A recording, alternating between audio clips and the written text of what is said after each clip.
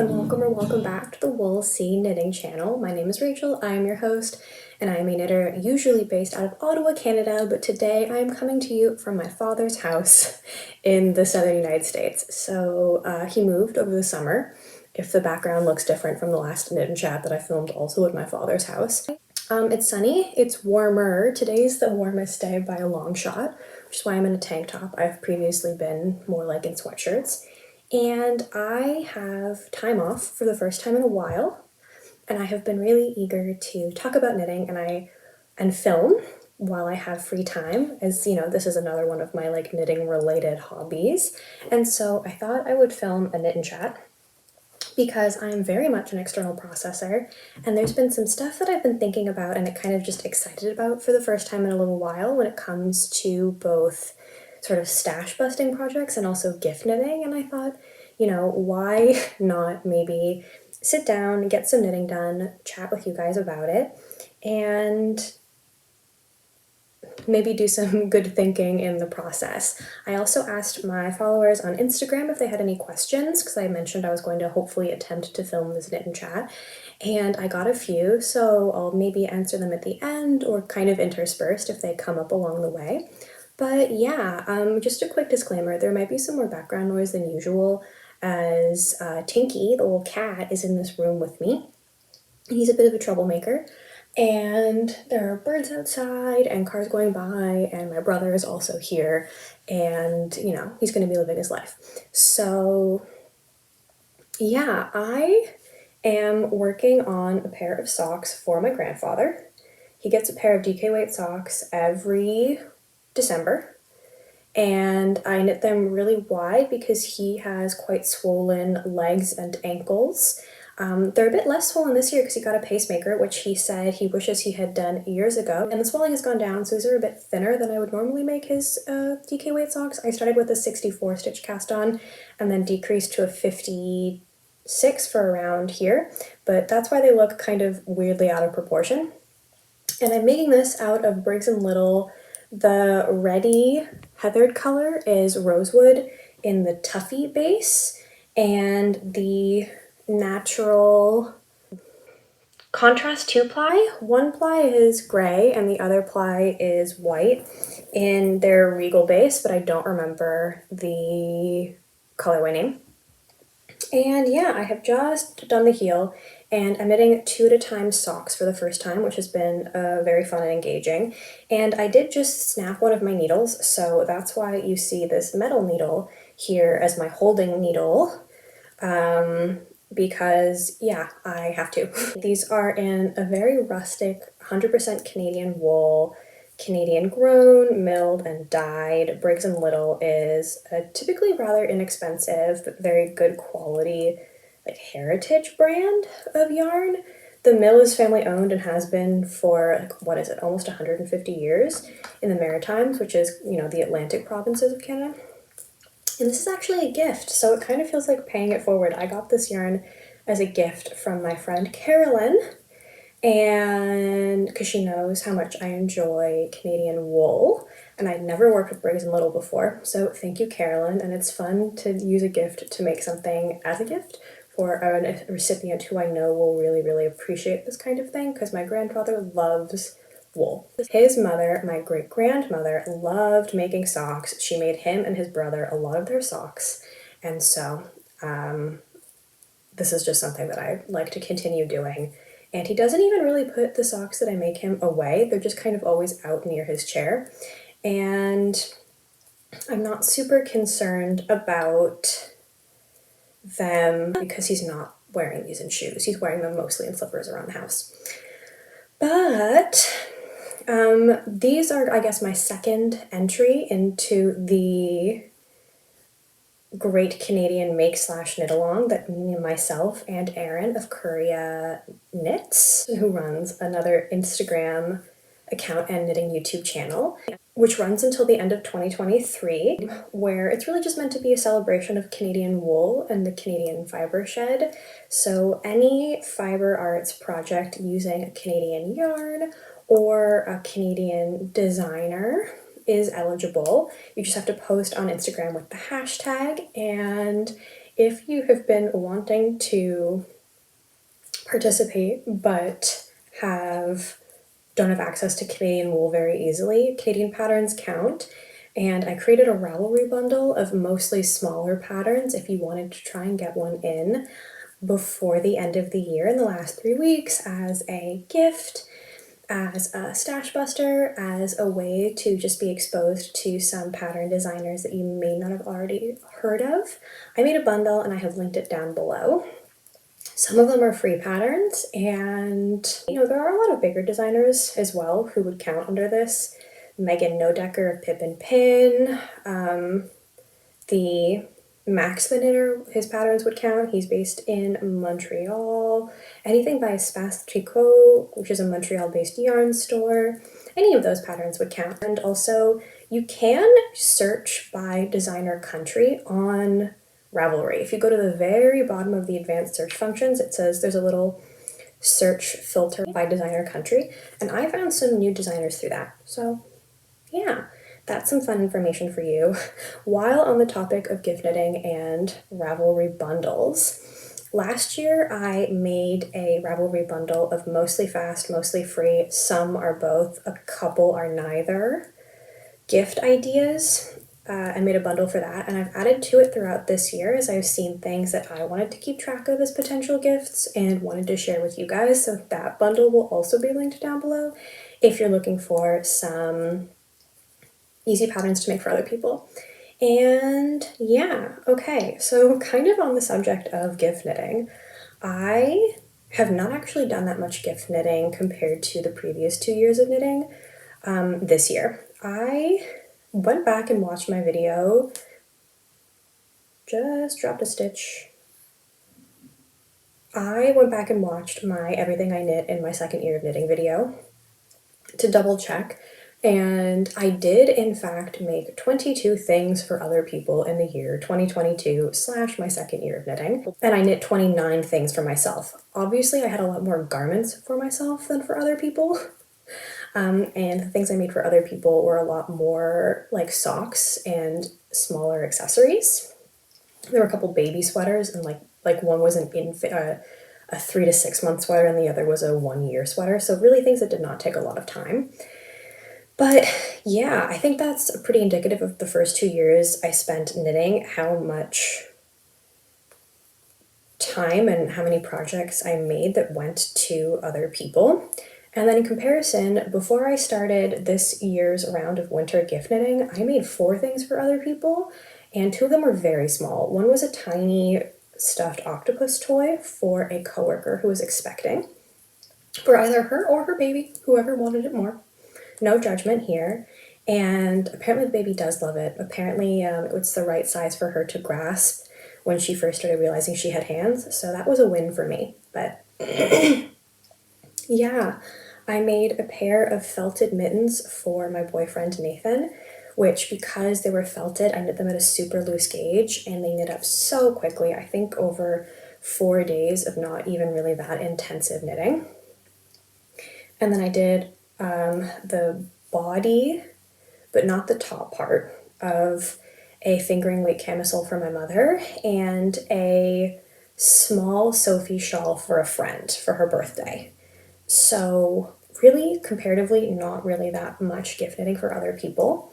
And I've kind of been thinking about that. This has sort of been my year of knitting for Rachel, my year of selfish knitting. And I really enjoyed it.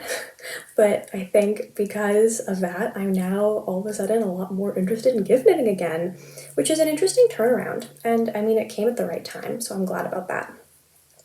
But yeah, up until November, I had only knit 4 things for other people this year and a lot for myself.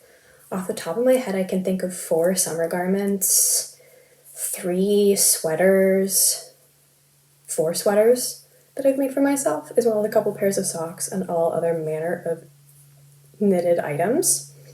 And yeah, I think that's for a few reasons. One, I just kind of, every winter I go through this kind of boom and bust cycle with gift knitting where I do a ton over the winter holidays, and because I have a few close friends who are all born in I guess, January and February. Strong Capricorn and Aquarius representation in my friend groups, which is nice, but then it means, and then also my anniversary with my partner is at the end of February. I just dropped a stitch.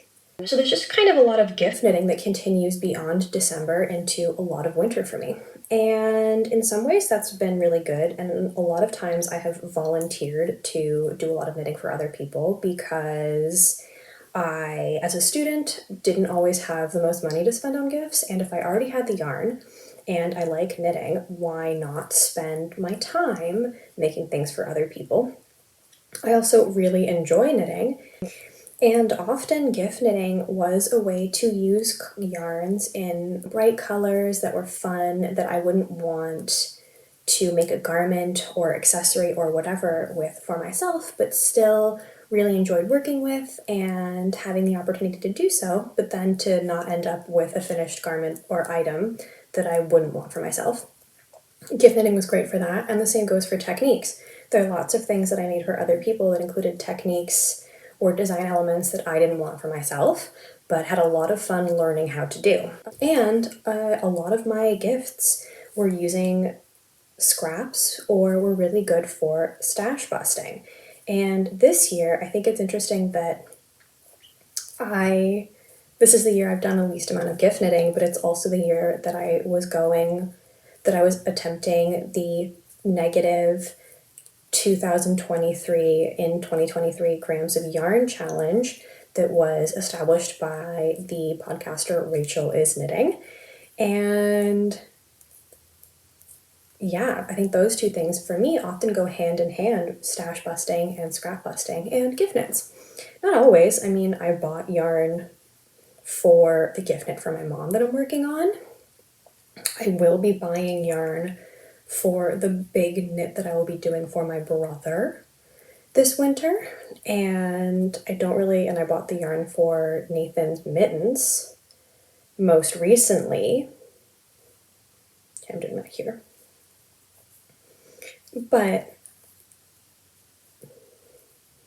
often, when I can, I use yarn from stash to make gifts. And I think that that's reasonable, because if I'm going to spend, 30 hours on something, that I think is more the gift than the money that I spent on it.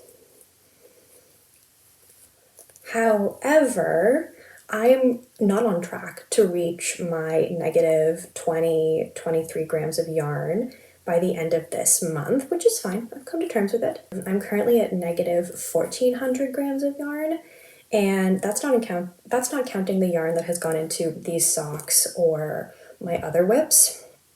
And I do think I'll be pretty close, but that is also in part because I gave away a lot of yarn this year. After we had dealt with the carpet beetle menace, when it had been 6 months since there was hide or hair of a carpet beetle, and yarn that was always sealed and had no symptoms of carpet beetle interference, and that I had frozen.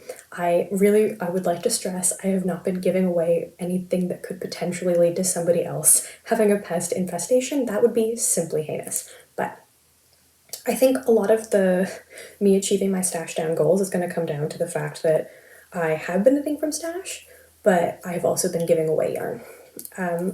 However, I am right now quite excited about gift knitting.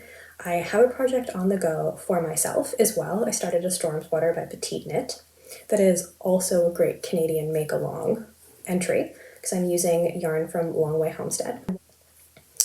However, I'm really excited to make these socks. I have had this yarn in stash for a little over a year, and I wanted it to be something special because it was a gift itself from my dear friend. And it just kind of appeared to me for the first time that, I could make these into socks for my grandfather, who's someone who talks about his socks. He shows off his socks to guests. He really is someone who's very knitworthy and very appreciative of the things that I make him. And then all of a sudden I was like, yes, that is exactly what I want this special Briggs & Little and my first ever Briggs & Little project to be. For the first time, Nathan, my partner, has wanted knit socks, and I knew exactly what in stash I wanted to make those with. I had a fun idea for a cowl for my mom, like things like that. And I have a friend who's born in January who really loves the orange julep. which is a sort of standalone fast food stand on the outskirts of Montreal that is shaped like a giant orange. It's a bit of a tourist attraction. I have been a few times. It's in a funny part of Montreal that has a bunch of like big box stores, and then also the Orange Julep, which is, it sells things like hot dogs or poutine or burgers, and their signature drink, the Orange Julep, which is kind of like if you made an orange creamsicle into a drink, and you can see the orange from far away. My friend loves the Orange Julep. She's painted a painting of it. We routinely joke about how one day she should be proposed to at the Orange Julep, and it's just a good ongoing joke. And it hit me out of nowhere. I have orange and white and green sock yarn. I have Charlotte Stone's Charming Colorwork Socks pattern book. There is an oranges colorwork sock there. I'm really excited to make my friend these colorwork socks. And I'm really excited to make my brother. I don't think he can hear me because I'm in another room and he has headphones in, but I'm afraid to talk at length about what I want to make my brother. But it's a cardigan because he asked for one. And the reason why I think there are a couple of reasons why I am suddenly feeling just so much more invigorated for gift knitting. One, there are gift giving occasions coming up. It is the holidays, and it is also coming close to, like I said, a few of my friends' birthdays. But also, I've made a lot of things for myself this year. I just have. And as 2023 comes to a close, I've been doing a lot of reflecting on that. And I've been doing a lot of reflecting on how the things I have been able to achieve and the things I haven't been able to achieve in my stash down goal. And I'm kind of realizing, as I look at my stash, there's a lot of stuff in there that I really like and that I want to use. But that I'm realizing, just because I knit all of those things into stuff for myself, I'm not necessarily decluttering my life in any meaningful way, because if the yarn goes from being a ball of yarn into another sweater, into my overflowing sweater cabinet, then I still kind of have a lot of things. I've spent a lot of time knitting for myself this year, and that has been great. I have a lot of finished garments that I really like and have been wearing and consider like really strong wins, and then a few others that are, I still like and I still wear, but are a little bit more frivolous, if that makes sense. I have a sweater vest and a few sweaters that I wear a lot because they really fit into my wardrobe, and then I have a couple like just for fun garments that I wear on special occasions, which is also really good. But I think about the level I usually knit for myself when I'm not knitting that much for other people. And I look at the amount of stash yarn I have, and I think a little bit like, where am I going to put all that stuff if I just keep knitting at the rate that I have been for myself? And I haven't been very good this year of being mindful of my consumption when it comes to yarn and craft supplies, and I don't think that that's really a problem. I went to my first 2 fiber festivals this year. I've talked in the past about, being like a grad student and sometimes having more money to spend on craft supplies depending on how much I'm working, and the times where I was working full-time and in school part-time versus the time where I needed those craft supplies and didn't have as much money because I was in school full-time and working part-time. Again, like, I think it's normal for there to be cycles of buying more and then buying less, and especially when my income was a lot more variable before I finished grad school and started working full-time. But my point is, I think I need to start using my stash to make stuff for other people more again. I can see in my stash a lot of things that will really work for my loved ones, that would be really fun for me to make, that would again be stuff that I wouldn't necessarily want for myself, but kind of scream some of my loved ones' names. I think it's good to take a step back and think, oh, I can use 100 grams of sock yarn and get that out of stash in a way that still feels meaningful and still is a lot of fun for me as a knitter and will go somewhere that is appreciated in the form of orange julep socks, then having that 100 or so grams of yarn continue to be something that I have to deal with. Does that make sense? And so for me, I think part of the reason why I have in the past enjoyed gift knitting so much is for those reasons. It feels like a way to do new and fun things while also, being able to give things to people I love. But at the same time, it helps kind of manage my stash and the amount of stuff that I have. I'm someone who has moved around a lot as a result of just like a bunch of different student apartments in the last little while. And I'm always thinking about, okay, what happens the next time I have to move and I have to move all this stuff? And if the yarn goes from being yarn to a pair of socks, I still have to move it. And I have now been living in my house for over 2 years in Ottawa. I don't have any plans to leave, but I think it's been a good time for me to audit all my belongings and do some more cleaning. And so I have been donating perfectly good clothes that are still in style but simply don't fit me.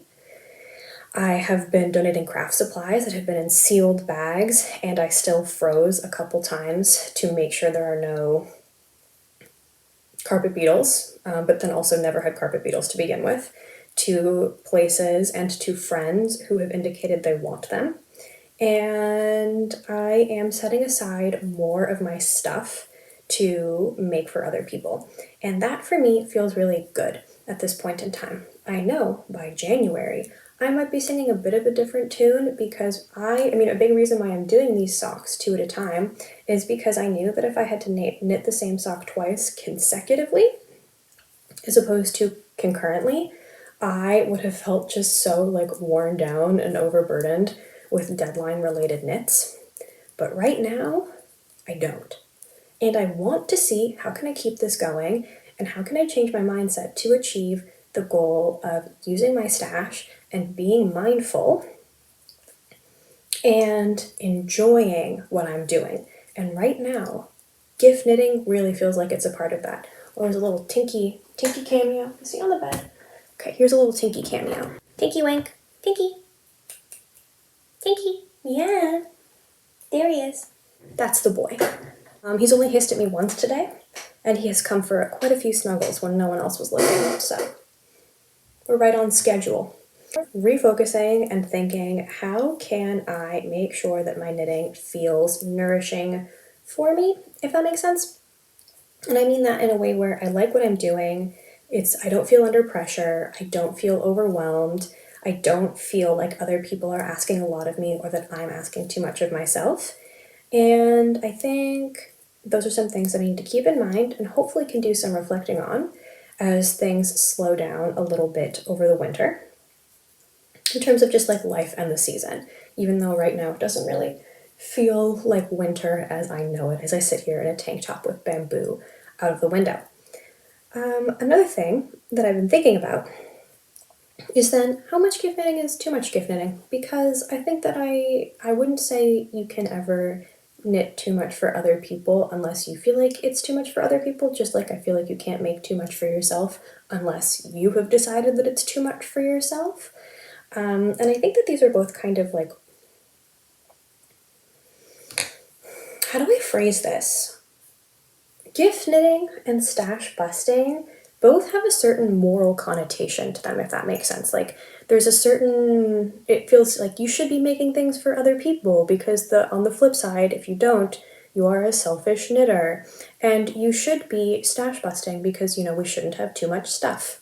And I think that those are both things that people should be able to decide for themselves where the line is. What is an appropriate amount and what is too much should be determined entirely by you, your comfort level, your budget, your time, making sure you're not injuring yourself, etc. But I personally think I have veered in the past into too much gift knitting because then I started to feel stressed and overwhelmed by it. And also maybe sometimes gave people the impression that it wasn't significant for me to be doing these things, and most of my loved ones see how much time I spend knitting and therefore know how much time and effort and often money goes into gift knits. But I don't want it to be taken for granted, and I think taking a year to knit very little for other people has helped me not feel taken for granted. Not that I really did at points, but I was kind of flirting with the line there. And I also think it makes it a little bit more meaningful for other people to then receive something special. So how do I avoid gift knitting too much in the coming months? Keeping the projects fun. I think an all-over colorwork pair of socks, a big cardigan for my brother that I'm excited to find a pattern for. I think I have one in mind. We have talked at length about fit and vibe, and I think it'll be really fun for me to do. And finding creative ways to use my stash, because I do get overwhelmed when I have too much stuff, which is very much at odds with the fact that I have bought a lot of stuff this year. However, I'm pumped right now. I am waiting on a delivery for the second ball of Nathan's sock yarn, and I'm like looking out the window all the time, looking for the USPS truck, saying, do you have my one single ball of Patton's Croy Woodsy? Do you have my one single ball of Patton's Croy Woodsy? This has been so much fun. This has been like 3.5 days of work. Sorry, I'm on the 4th day. This has been 4 days of work. This has been flying by because I really, really like them. I loved doing my brother's socks. I loved doing my roommate's socks. My mom's cabal was originally a little bit stressful, knitting colorwork flat for the first time, but I whipped through the back panel because I was having such a good time, because I love colorwork. And I'm now looking at my stash thinking, those are very that person colors. Oh, I know that this person loves this type of technique because they always comment on it when they see me knitting on it. And I'm feeling good about it. So those are kind of my thoughts on gift knitting and stash busting right now. They're not very complete thoughts on the entire idea of it, but I do think it is important for me to, 1, enjoy what I am doing. 2, do varied things so I can enjoy what I am doing. 3, continue to balance gift knitting with knitting for myself to achieve reducing my stash, but maintaining a stash. Because I like having yarn that I can just grab to pick up a project, and I want to make sure I have that kind of always. I'm not going for anywhere close to a completely zero stash thing. I just want to open my closet and look underneath all my work clothes to the plastic bags I have of yarn, and not feel like I have too much, which is again very much like a personal barometer.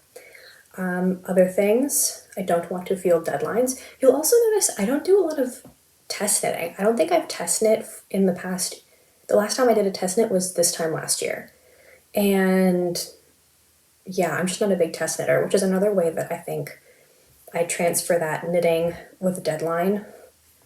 I have freed up a lot of space by not test knitting that can go towards gift knitting. And I think also just kind of maybe altering my own expectations for output. But yeah, and then also making sure that I don't do too much gift knitting. Hi. It's been like 7 or 8 hours because, the glare in my glasses. This is why I don't usually film with my glasses on. So I was halfway through, I was building to a point. I had a whole thing. I was talking about gift knitting and scrap busting, etc. And then my brother went to go take a shower, which the camera was picking up like the podcast he was listening to in the fan. And then my dad came home and we all went to the University of Florida Natural History Museum and Butterfly exhibit, where I got this really cool new t-shirt. And also a special Bird of Florida tea towel for my house. So, I understand if you're currently seething with jealousy, but yeah, no, I wasn't able to keep filming. And at the time, and now the lighting has changed, the angle has changed, and my outfit has changed, but my thoughts, they have not changed. So I'm going to see if I can, finish up this video and that the change isn't too strange, and hope that I have kept my train of thought. So basically the gist is, I really like knitting for myself, but I don't want to wear every funky color that I do want to knit, and I don't want to wear every technique and design that I actually do still want to knit. And also, I actually don't need that many sweaters and socks and accessories. Winter accessories and socks, I always get a ton of use out of. I will live in a very cold climate. I'm often wearing 2 pairs of socks in the house or in boots for a lot of winter anyway. I get really cold feet, and I can justify adding several sweaters to my wardrobe every year because I wear them for about 10 months of the year, and then even then there are some that I continue to wear into the summer in the evenings, or that are just lighter weight in general. And at this point, a sweater and a nice dress skirt or slacks is my go-to work uniform when I'm in the office. So it's not hard for me to continue justifying sweaters, but I also think it would be wise to maybe slow down my output of them if I can, that doesn't make me feel like creatively constrained or make me feel sad. So for those reasons, I think it's good for me to once again turn to stash busting and gift knitting. And I'm finding a lot of inspiration and invigoration around those kind of ideas together. So that's what I mean as my takeaway. And so then the question is, how much gift knitting is too much gift knitting? Whenever I start to feel resentful or constrained, or like I am not being appreciated in what I am making for people. And again, part of that's on me. If you're making a gift for somebody else, it should be about and for them. You know, just because I'm totally fine to hand wash my pairs of no nylon socks doesn't mean everybody I am going to give a potential pair of socks to is equally okay with doing that. And the same is with sweaters. So when I make garments for him or for my boyfriend or for people with babies, I usually go with a super wash, and I usually go with Barocco vintage, either DK or their regular worsted weight, which is soft enough for most people and the baby that I was knitting for. A really large color range of both solids and heathers, feels warm, and has a decent synthetic content that makes it really easy to care for. You know? So there's just a lot of considerations like that have been floating through my brain. I also think someone asked, and then I think the first person who responded to my sticker, do you have any things you'd like me to go over in the knit chat? And I think one of them was thoughts on being a selfish knitter. I don't know how much this term really exists outside our social media bubble. I do think sometimes I would get, especially earlier on, which is paradoxically when I was doing the most amount of gift knitting, people would see I was knitting something and they'd always ask, who's it for? Which threw me, because why would it not automatically be for me, even though often it wasn't? So at one point I talked to a close friend of mine about this. It wasn't a big talk or anything, I just, it was on my mind, so I mentioned it to her. Do you think I should be knitting more for other people than I do for myself? And she doesn't knit, she doesn't crochet or do any type of fiber craft, but knows a lot of people who do. And she made the good observation. She says, well, a lot of the people in my family make a lot of things for other people. They say it's because they've been knitting or crocheting or quilting for 30, 40 years, and at this point they've run out of stuff that they want to keep in their house. And so making stuff for other people is a way to keep doing the craft without having to continue accumulating stuff.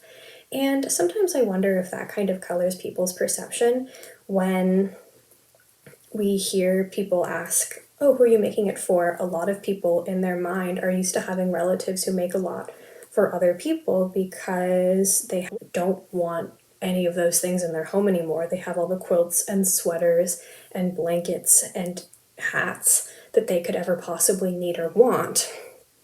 So making things for other people, off they go, especially since it seems that a lot of the younger knitters I know and the newer knitters, like people who've really picked up steam over the pandemic or since and have started channels and stuff like that, are the ones who seem the most self-conscious about being a selfish knitter or not being a selfish knitter.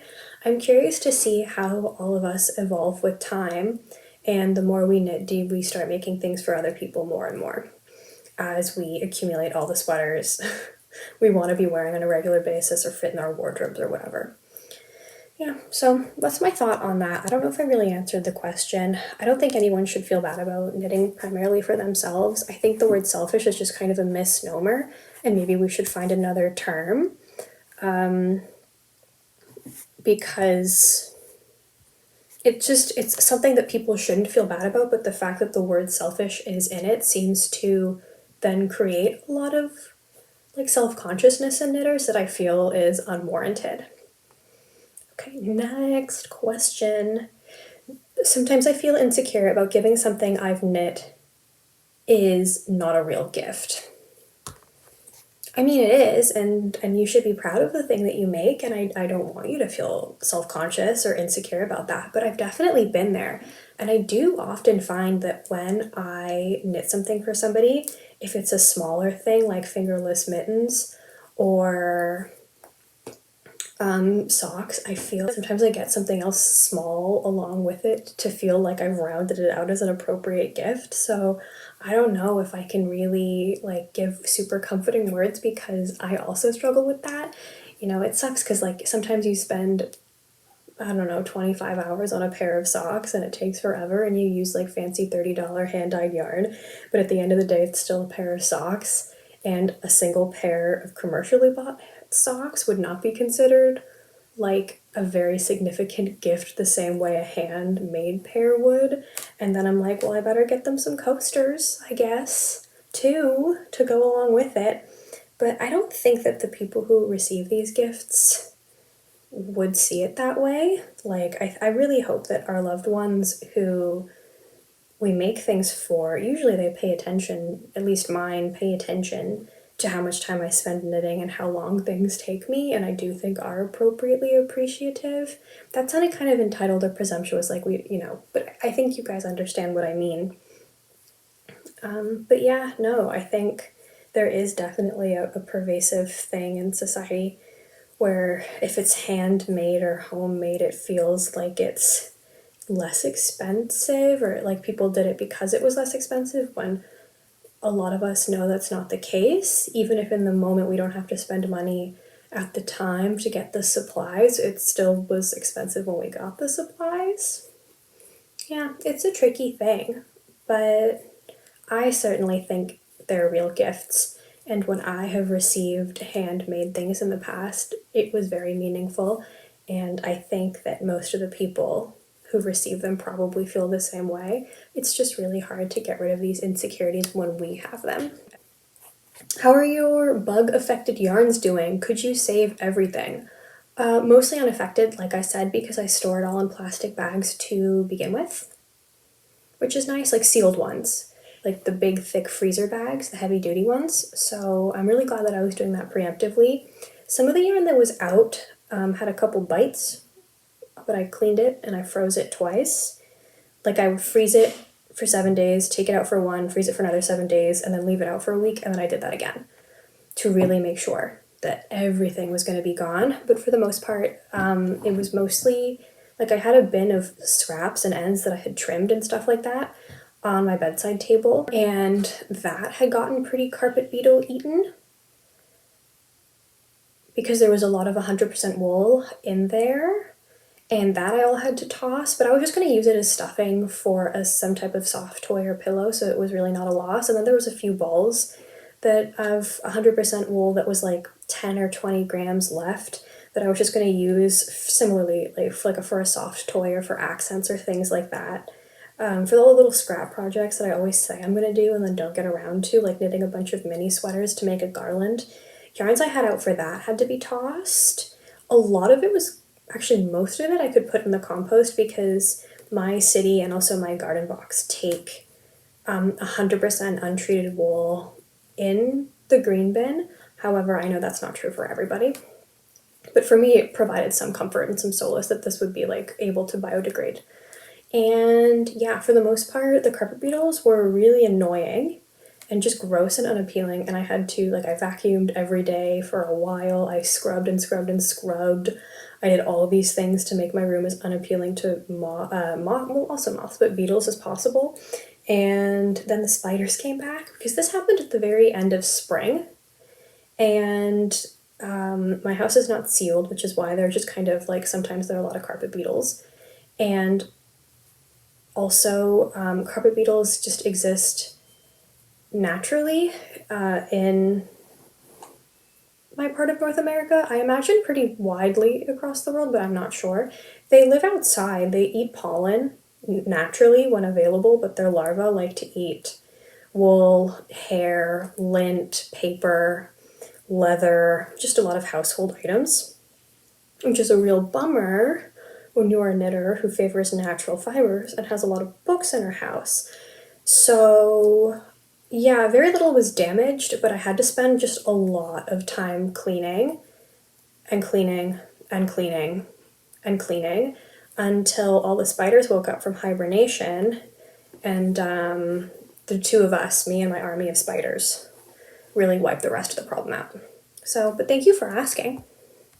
And if anybody needs carpet beetle tips in the future, hit me up.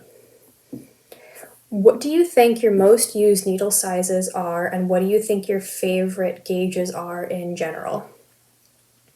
I think my sock needles, my 2.25s, are my most used sock needle. I've been flirting with a 2.0 millimeter needle and I've been enjoying it, but I find that I still do get a lot of use out of the 2.25. And I think my most used needles are between a 3.75 and a 5.5, and my favorites are between a 3.5 and a 4.5. I really like a 20 to 23 stitch gauge, but I am still partial to a good worsted weight sweater or an Aran weight sweater where I would be knitting on a 5 or a 5.5. But I really like the fabric that is usually produced with a DK and a 21 stitch gauge. I like how long the sweaters take me. It feels like a good project that will take a decent amount of time, but not so slow that it's a slog. And then I like the occasional Aran weight garment at like a 16 or 18 stitch gauge or something else like huge like that feels like it goes by so quickly, and you get a thick warm sweater that you can really snuggle into, and then those are really perfect for January, February. But I get a lot of use out of my DK weight garments pretty much every other point in the year, including sometimes summer evenings. So that's my answer to that. I think that's pretty common. I think most people favor a DK weight gauge and sweater. Books I'm reading. Well, you guys are on the book I'm reading, which I'm reading Iron Flame right now, which is the second book in the Empyrean, is that how you pronounce it? Series by Rebecca Yarros, aka Fourth Wing. On the second book, I'm just over halfway of Iron Flame.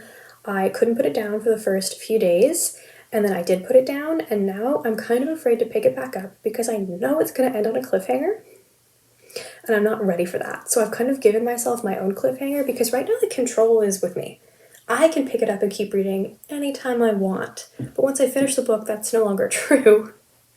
So I've just been carting this book around with me for like 3 weeks and reading a chapter at a time. I've just gotten to a point where some big stuff has happened, and I'm a little wary of where the author is going and whether or not the characterization will stay consistent and the plot and stakes will stay kind of believable enough to hold my interest, because a 5-book series is kind of a big undertaking to stay cohesive and for things to feel like they make sense the whole time.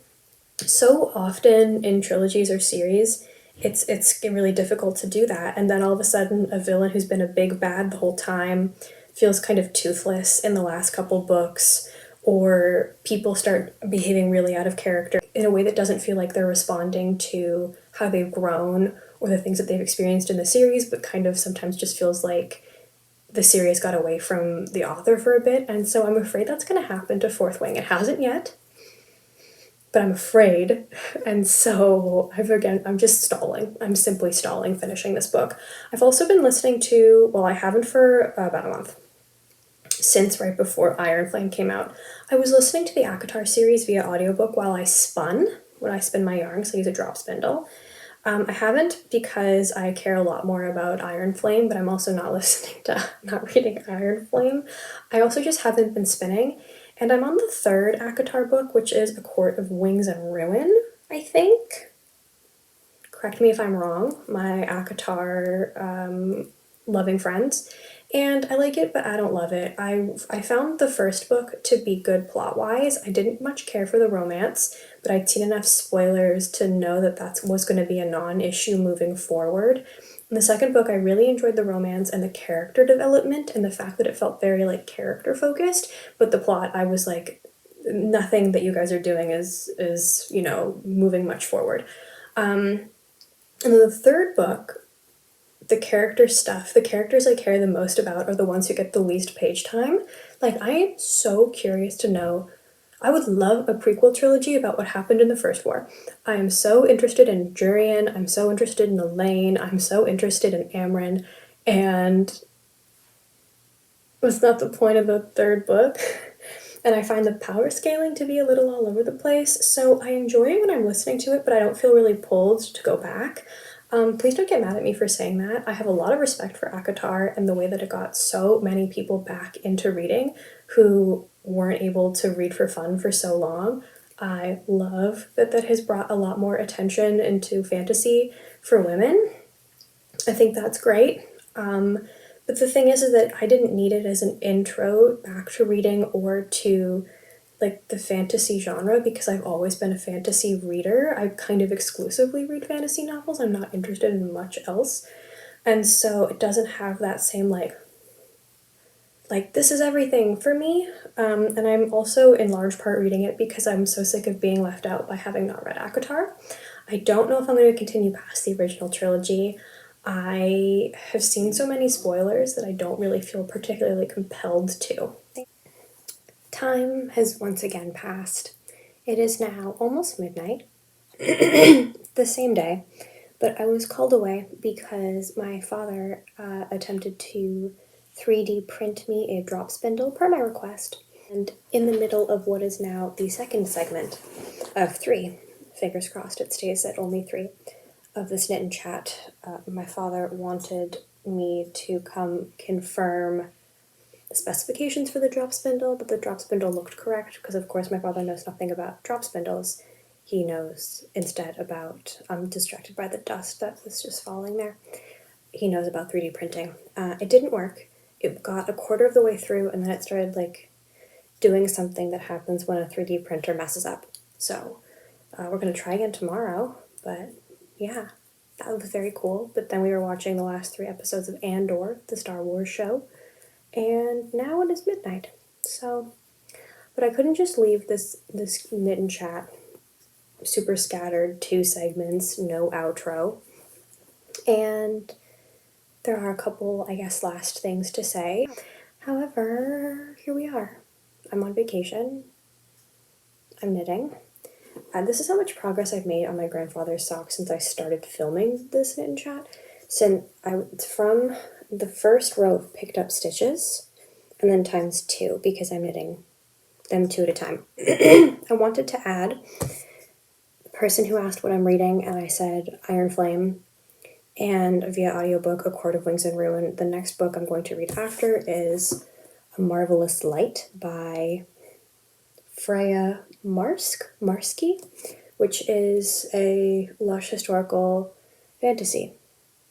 Delightful. I'm looking forward to it. It's about... Honestly, I try not to read too much of the back of the book before I start to read the book because I don't necessarily care for spoilers. What I like to do is reserve a book from the library or occasionally buy it after reading the back of the book once or just having one of my friends recommend it to me whose opinion on books I trust, and then I forget about it because I have a long to-be-read list. And then by the time I get to it, I don't read the back of the book again. I just pick it up and start reading it because that way I feel like I get a lot more fun surprises along the way. For example, there's a book that I really liked that I read last year called The Wolf and the Woodsman, I think, by Ava Reed. Really enjoyed that book, but I think a big reason why I enjoyed that book is because I had bought it 6 months earlier because I've been trying to read more fantasy novels, not just based on medieval Western Europe, and that book was based on medieval Eastern Europe. And I read in the blurb that the author studied, I think, political violence or political extremism or something like that. That seemed like an interesting flavor if it was relevant to the book. So I bought it on a whim and then just picked it up without reading the back of the book after it had been sitting on my bedside table for 6 months. And there were some twists at the beginning and some things that were fun, and I just enjoyed it. It was a good standalone. It's not like a rave, but I liked reading it. And then halfway through the book, I just kind of stopped and read the back of the book, and the first 50 to 100 pages were spoiled by the back of the book. And I don't know, I thought that was kind of a bummer. And I think I wouldn't have enjoyed it as much if I had gone in with that knowledge still at the front of my brain.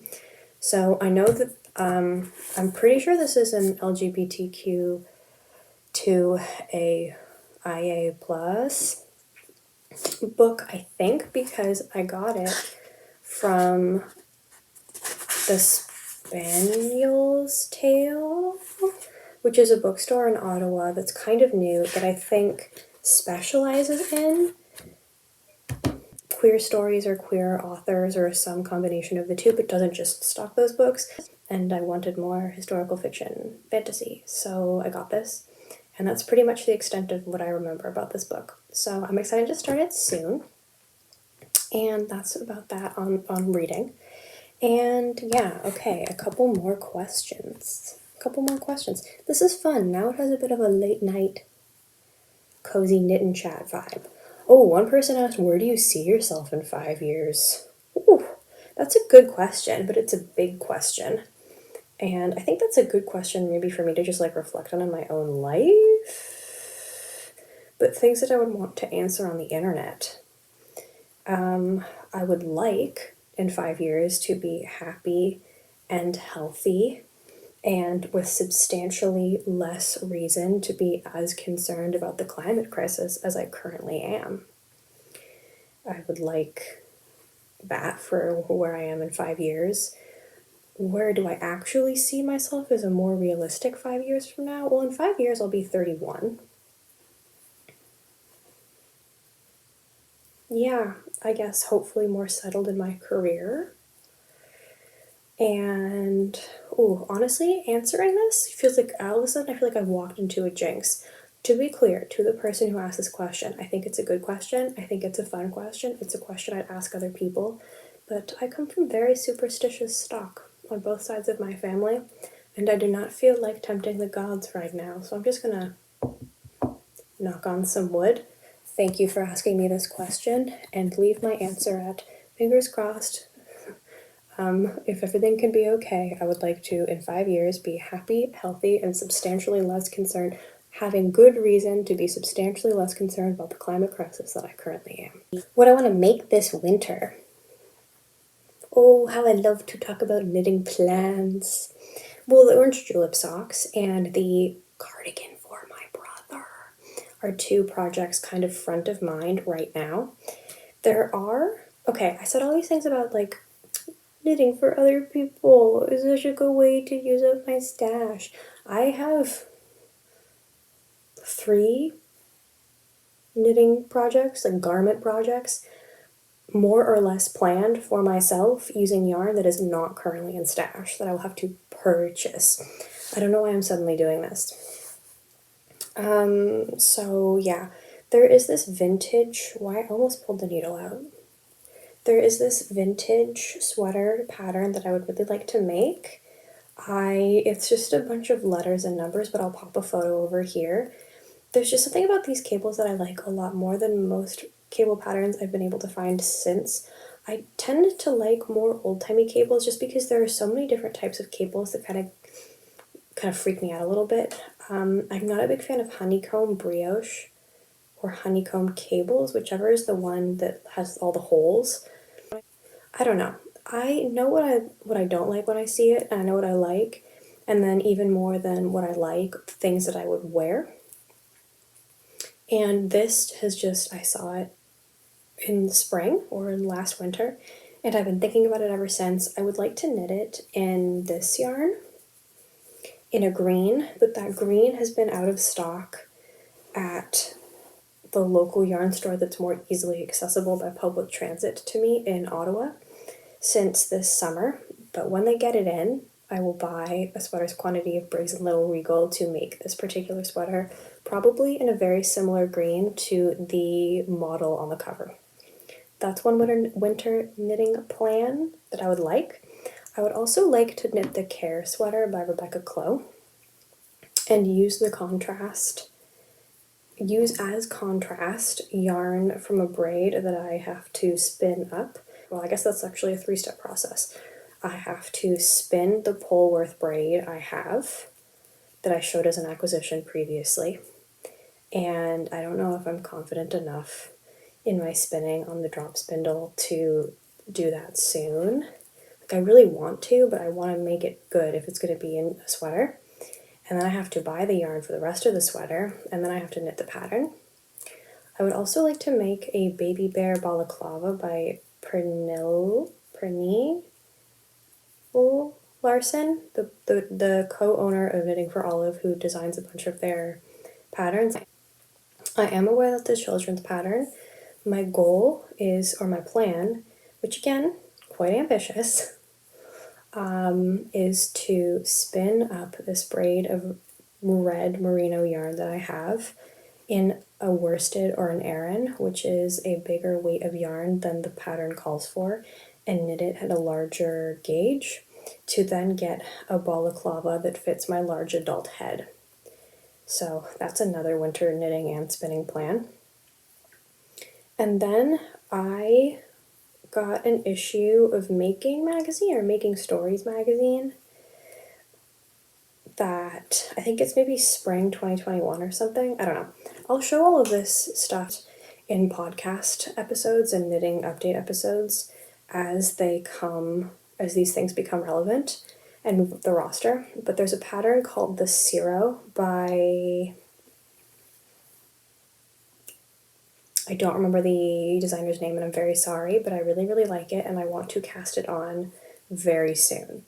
Because while I do not have the yarn for it right now, I do have the pattern and I know what yarn I want to make it in, and my goal or my plan is to buy it during or if there are Boxing Day sales.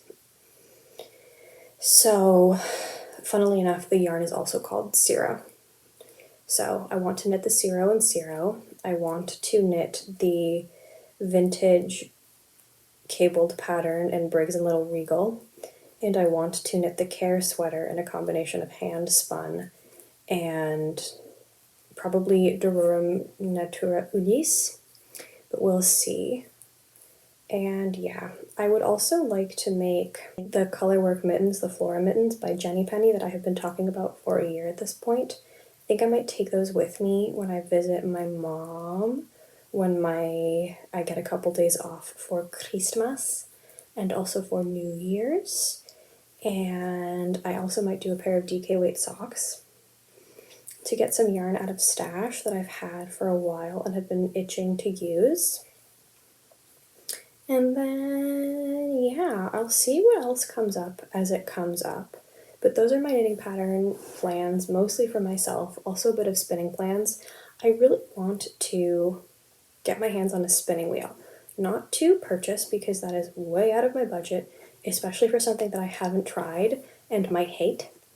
But the guild, the Ottawa Valley Weavers and Spinners Guild, the people I talk about so much, and I hope it's not creepy, they rent them out to members. So another goal is to become a guild member and borrow a wheel and probably take a class, because I think I would maybe want to do the balaclava yarn and the sweater yarn for the Care, the contrast, on a wheel more than on my drop spindle. I have this idea that I would get better yarn from a wheel than a drop spindle, but it might just be faster. I don't know. And also maybe I'll hate it.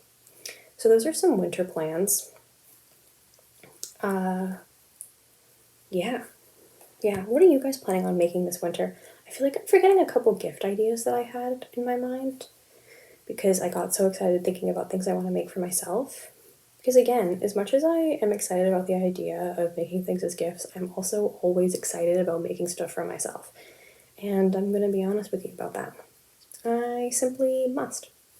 I am now pretty much out of sweater quantities of yarn and stash. Is that true? No. I have 3 sweater quantities and 1 summer garment quantity left. And stash. And, ooh, I also do want to make a fortune sweater by Petite Knit, but a winterized version. Okay, that's actually kind of a lot of sweaters for myself that I have planned. Okay, so I imagine that one of those dreams is probably not going to come to fruition in the next 4 or 5 months, but realistically, winter in Ottawa is long. It's always a thing where people a little bit farther south start posting about spring in like February, March, and spring knitting plans and all these things, and I'm like trudging to work in 4 feet of snow, still in negative 15-degree weather, and I'm like, yeah, spring, that thing I think about for May. So I honestly, realistically, have a lot of time to work on these things. But yeah, sometimes I think, like, I wonder about how the expectations, or not even expectations, how being sort of a knitting content creator affects my output and my planning and my mindset, I guess, when it comes to these things. Because there is a certain, I don't know if you guys notice it too, maybe I'm just in my head as someone who also makes knitting videos, but it feels like the expectation for when we should be doing seasonal planning videos has been creeping up further and further into each season.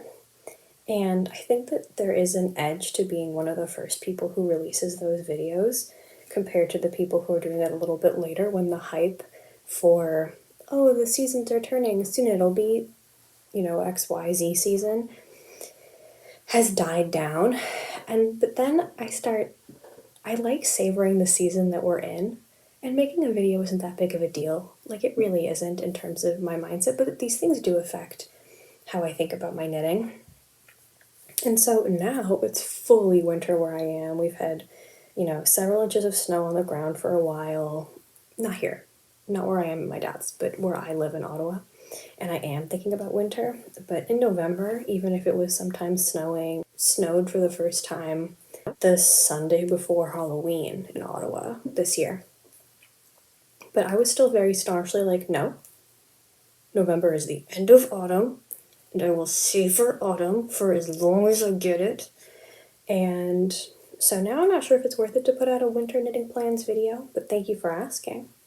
And yeah, I do think I'm looking forward to making a 2023 in knitting review video where I can hopefully talk about what I've made, and also the knitting plans that I said that I wanted to do, which did I actually act out, and then make another video talking about what I'm excited about for 2024.